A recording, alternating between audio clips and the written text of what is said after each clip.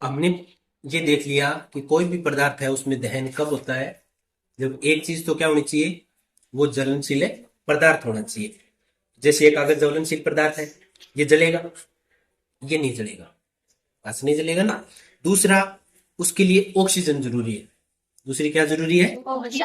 यदि उस पदार्थ को ऑक्सीजन मिलती रहेगी तो वो पदार्थ जलेगा, वरना नहीं जलेगा। तीसरा है ज्वलन ताप। ज्वलन ताप क्या है? ज्वलन ताप वह ताप जिसको देने के बाद पदार्थ जलना स्टार्ट हो जाए, उस ताप को क्या कहते हैं? ज्वलन ताप।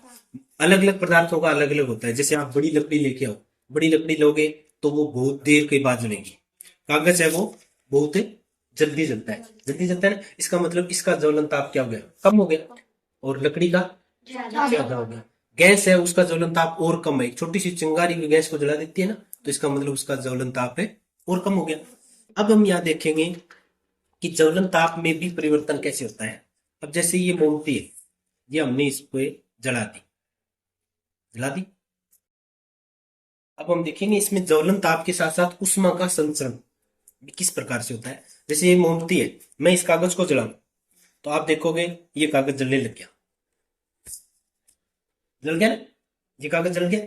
अब उसके बाद इसी कागज को मैंने, ये क्या है? एल्यूमिनियम रोल है। ये क्या है?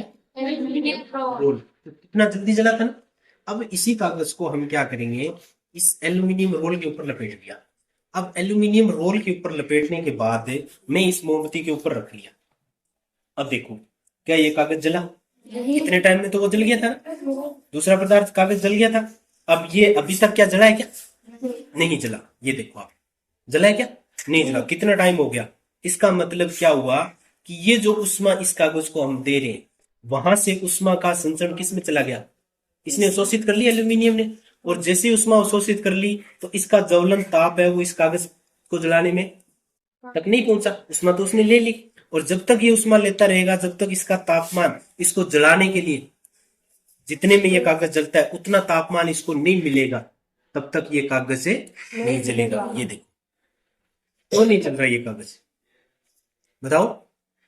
क्योंकि इसकी जो उष्मा है वो कौन अवशोषित कर रहा है? ये एल्यूमिनियम अवशोषित कर रहा है, इसको गर्म ही नहीं होने दे रहा, इसको ज्वलन ताप तक पहुंचने नहीं दे रहा।